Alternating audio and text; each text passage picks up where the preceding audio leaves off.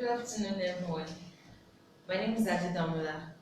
Welcome to another session of our Facebook Live. I trust you've been staying safe and keeping safe.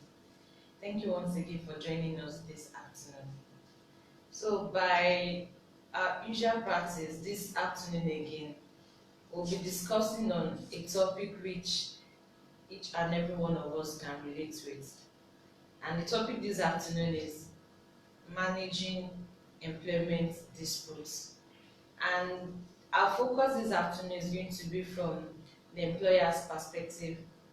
We'll be looking at how you, as an employer, can manage disputes in your employment, that is, in your workplace. So, to start with, let me briefly say that employment relationship occurs between an employer and an employee. So this is to say that if you are someone or if you're a business owner and you have people working under you or working for you, you are an employer. That is people who you pay for their services. People render services to you, resume at your workplace, or even when they don't resume at your workplace, because this is a new era now. COVID-19 has brought a new normal. So there's a new normal now to the effect that your workers need not be within a defined workspace. So even if your workers are not within your workspace, so long as these people are accountable to you, so long as you pay these people for their services, we can categorize you as an employer. You can classify yourself as an employer. And even if also if you work for someone, you engage or render services to that person within a given time, there's a contract between you and someone, you can also see yourself as an employee of that person for that particular time, even though at times your contract might be for service or service. So this is something I won't be going into this class. It's a different class. So this afternoon we'll be looking at how you as an employer of labor can manage employment disputes in your organization. And permit me to just mention briefly that in Nigeria, we have various laws that govern employment relations, and the major one, which almost every one of us is familiar with, is the Labor Act. And aside from the Labor Act, we also have other laws. We have, for example, we have workplace hazard organizations or workplace laws, occupational hazard laws. We have that. We also have the Employees Compensation Act. That is also another law that talks about employment relations.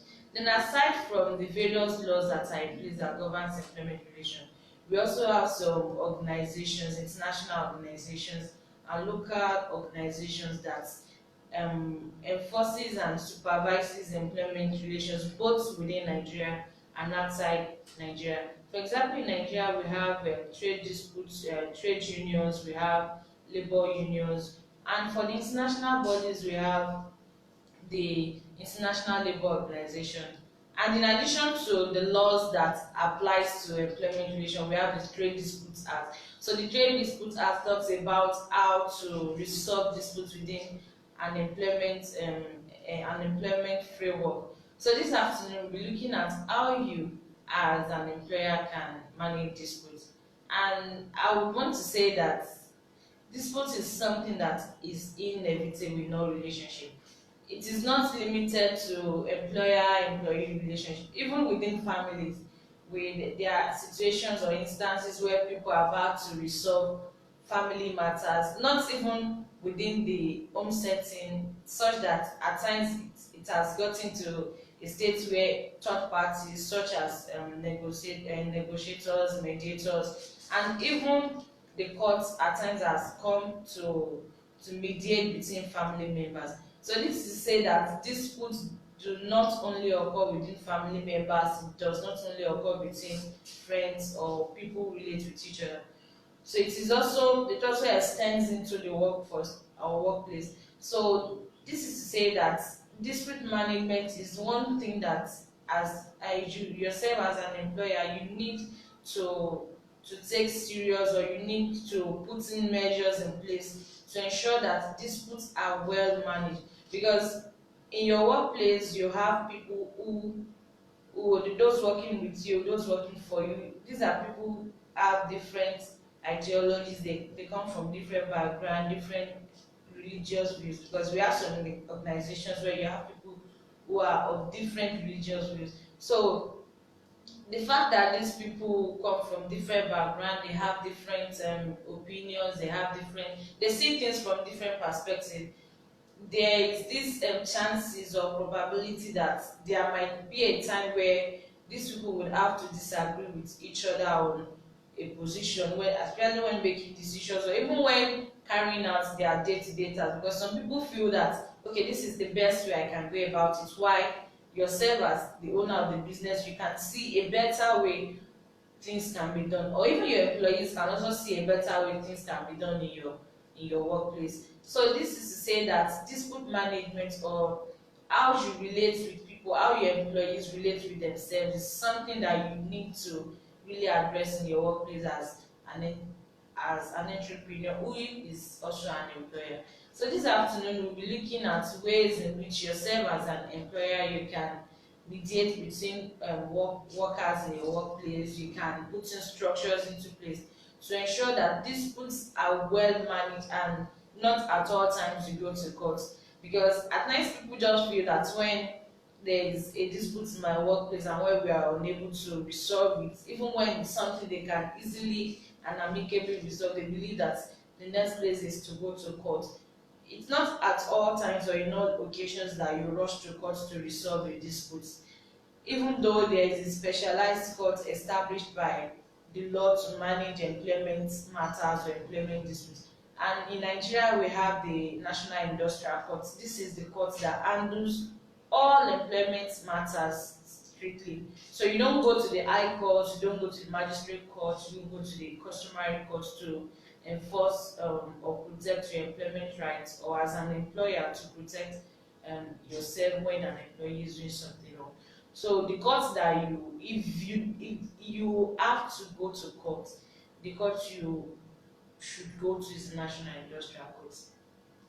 And so, going from some of the things I said earlier at the introduction of this topic, I passively talked about some factors that are responsible for disputes in a business organization. Some of these factors, like I said earlier, can be as a result of individual differences. Sometimes too, disputes can arise as a result of breach of contract of employment.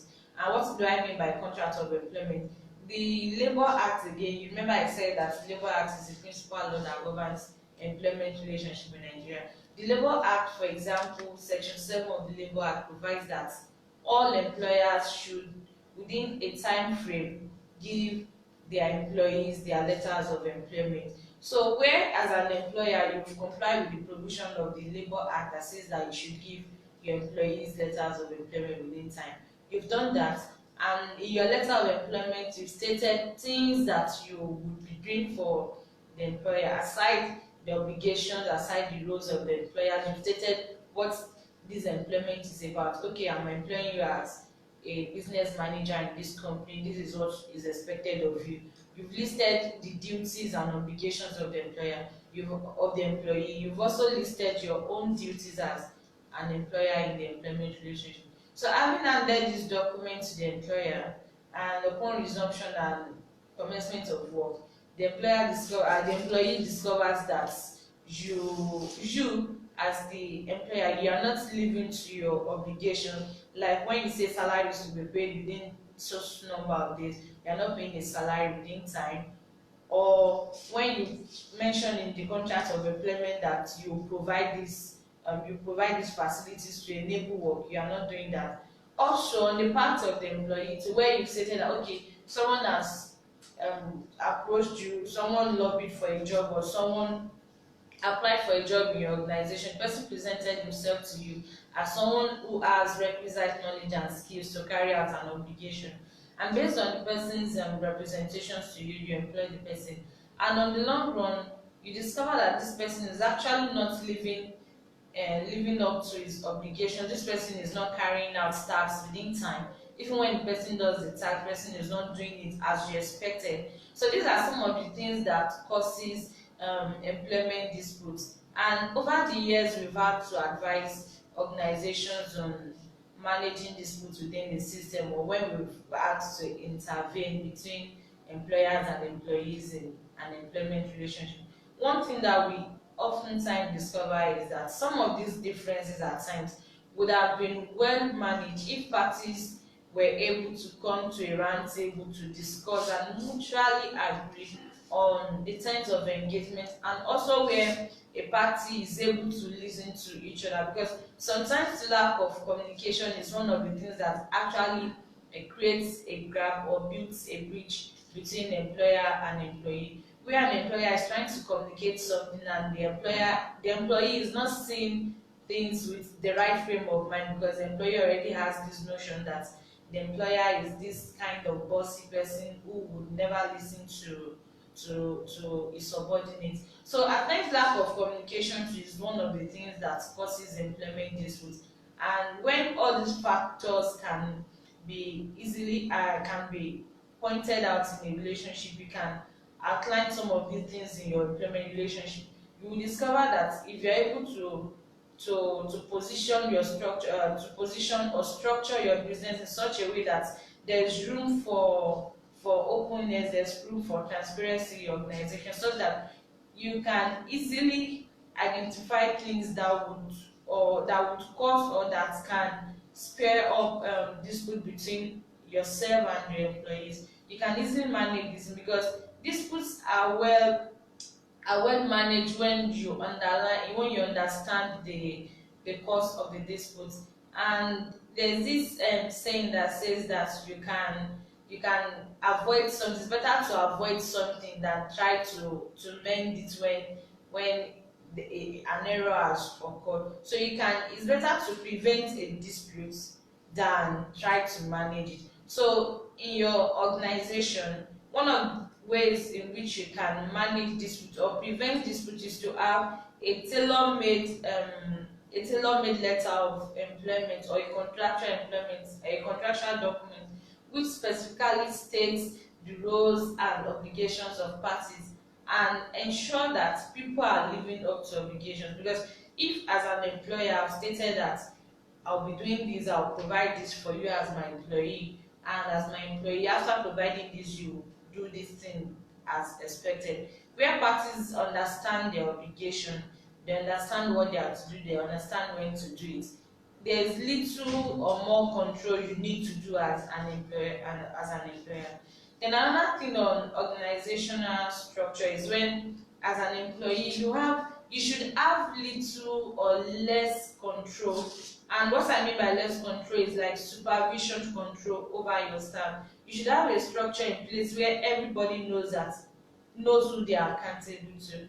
So if you have, for example, you have like, even if you have just two staff in your employment, each of them should know who they are accountable to, such that you won't, as an employer, while you are trying to manage the business, you are trying to maximize profit, you are trying to manage clients and the like, you still have to bother yourself with employees management. No, you should have a structure in place, a mini HR structure in place, even though your business is not yet, it has not yet gotten to that phase where you might hire a professional HR personnel. You can train someone in your workplace, or put someone in your workplace in such a position so that other employees are accountable to that person, so that they don't have to keep coming back to you all the time when disputes occur. So you can have a dispute management thing within your organization. And what I mean by this dispute management, because I also understand that some disputes cannot be managed within the structure, because at times managing disputes within the structure at times can put up a scenario where someone is acting as the judge and also the complainant. That is not what we are saying here. But where the dispute is such that it has to do with individual differences, someone has offended me within an organization, or someone is not carrying out his or her tasks within time or as expected, where this person knows that fine, this is the person I'm accountable to in this office, or this is my superior in this office, then I know that when this person talks to me, when this person is saying I should do things this way, I understand the line or the motive where that person is coming from. You understand where the point where that person is coming from, so that someone won't just feel that, oh, who has made you a lord over me. So when there is a structure in your office, everybody knows that I'm accountable. I'm accountable to this person. I'm not accountable to this person. Then you can easily structure the way people manage themselves, the way even staff manage themselves. So that is another thing that you can also put in place in your organization. Then another thing that I would want to talk about is we've also had situations where we've heard employers or employees complain that when they are not living up to expectation, the employers slash their salary, or there is a pay cut in what they are expected to pay. This is some of the things again that causes disputes within employment relationship. We've seen people taking matters like this to the National Industrial Court, where there is a salary cut and termination, unlawful termination of employment and the like. So this is another thing that as an employer you need to take note of.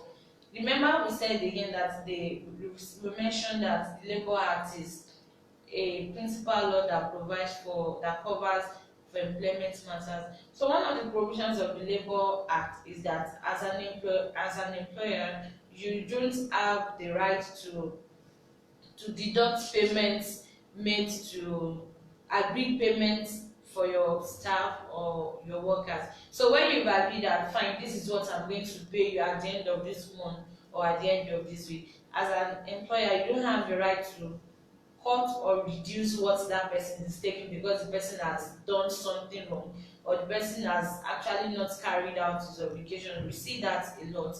And a way to go about that, because as an employer, putting myself in your shoe, I can understand the position where or what informs that kind of decision when you are trying to maximize profits in the organization and someone is out there lazing around and not doing what is expected of that person. It is normal for as human to want to like put up sanctions in place so to deter people from following that line of action. So a way you can go around it is fine. The law has said that you should not deduct from your employer's payment, or there shouldn't be a salary cut or income cut, except where the employee consents to it, or where the deduction is such that is permitted by law. For example, pension deductions. You can make pension deduction because that is a provision of law, where you deduct a sum from your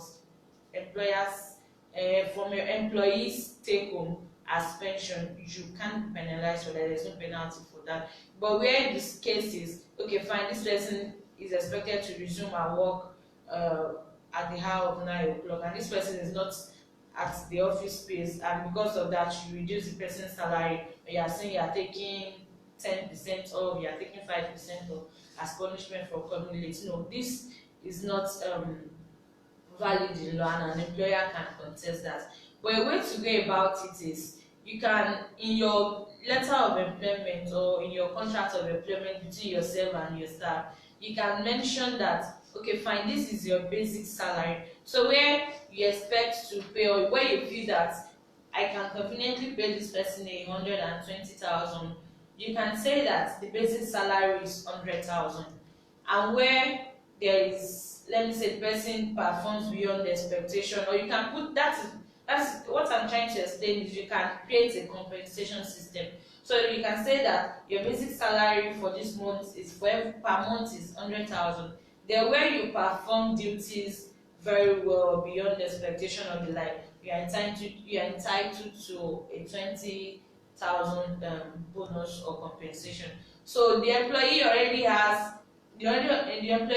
knows that fine, my take home is, or my basic salary is 100,000, and where I perform well or where I'm able to meet the expectations and the likes, or even bonuses, then I'm entitled to 20,000. So if at the end of the month you still pay the employee is 100,000, which is his reasonable salary, what he gets in a month, and you refuse to pay the employee 20,000 based on the fact that the employee has not fulfilled the terms of the employment, or the employee has actually done something which prohibits him, or which makes him not entitled to the 20,000 compensation. The employee cannot say that he wants to go to court to enforce the 20,000, because it is not part of his basic salary, it's just a compensation. So where the employee has not performed his obligation, the employee, it's human not to even expect him, because you know that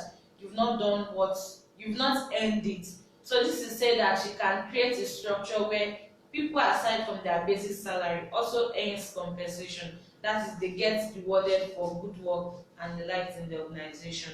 And another thing that we would also talk about is the fact that the Labour Act again talks about the length of notice, and you should know that even though the Labour Act says that this is the length of notice to give to an employer who has been in your employment within 1 year, 2 years, 3 months, and the likes, even though the Labour Act provides for that, you have a right as an employer to dictate how your employment is going to be managed.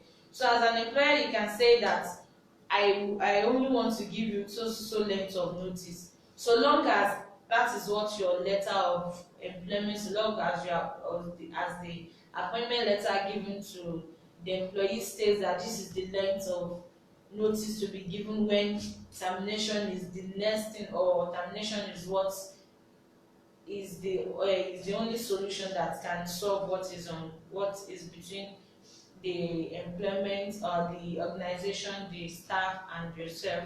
If termination is the only way forward for parties to just go in peace, then you should provide these things in your letter of employment. So when your letter of employment already says that this is the length of notice, then you can comply with what your letter of employment says, irrespective of what the Labour Act says.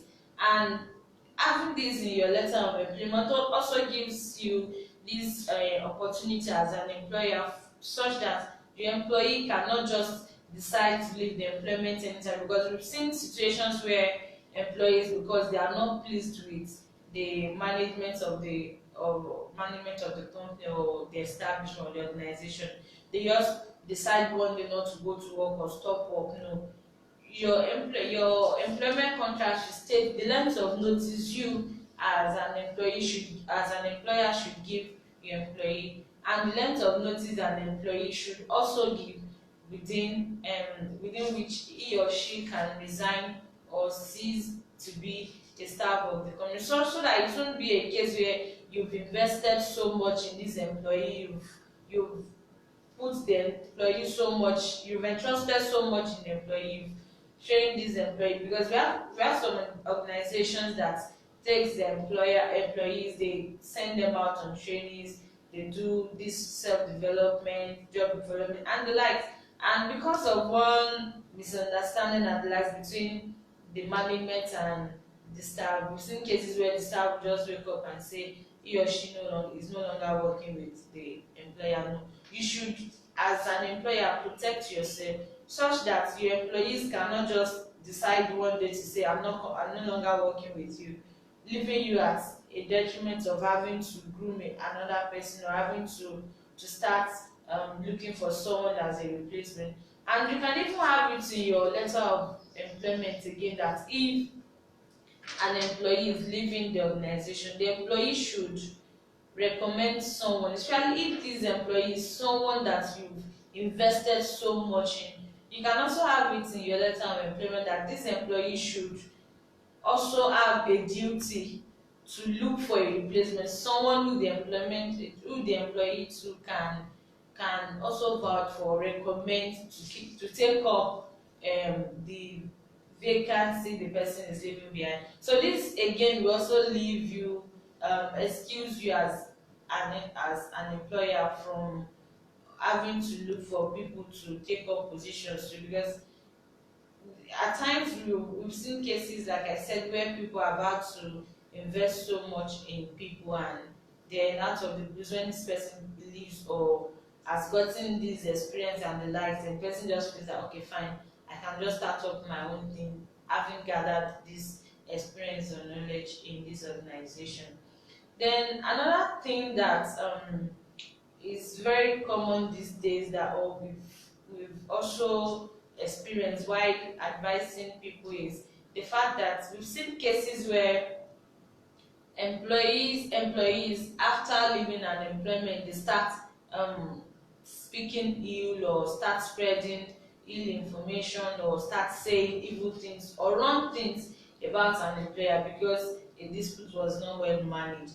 As an employee, you remember you have a right to approach the court to protect yourself, and not just yourself but to protect the image of your organization. So as an employer of labor, it is advised that you have someone who is a legal person within your workspace. Even though this person is not resuming within your workspace, this person is not a full-time staff in your office or in your employment, but you should have someone you can go to, a legal practitioner you can go to, who can at all times advise you on dispute management. Because we've seen cases where employers and employees, they've had issues and where they were not well managed, and the next thing is you see things in the media about the organization. So you should have someone you can advise, you can talk to, someone who can advise you on employment matters, someone who can come in as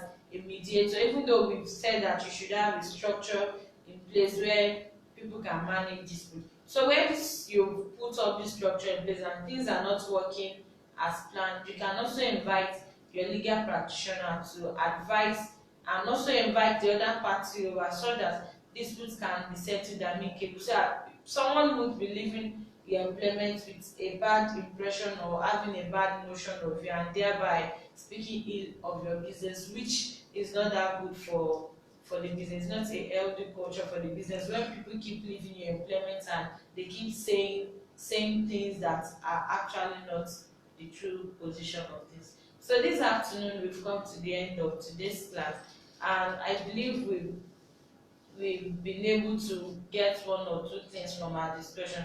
By way of recap, we've talked about the fact that in your organization as an employer, you should put up structures in place that can ease you of staff management. That is to say that you should have like a mini HR structure in your workplace. Even though you are not employing a professional, you said that you should make everybody accountable. Let them be accountable to a person like a supervisor, someone they can easily lodge complaints to, so that you can face the business management scarcely and not having to manage both the business and the employees. We also mentioned that you should always talk to a legal practitioner, someone you have access to who can also advise you on dispute management.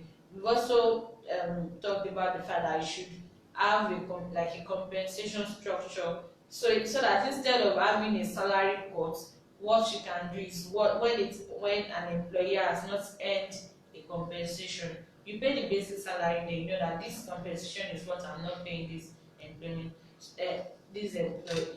So this afternoon, I believe we've gained one or two things, and I will encourage us to join us next week, Thursday again, as my colleague will be talking on managing employment disputes from the employee's perspective. Because I know the employee's perspective is one area that everyone can easily relate to, especially people who are employees.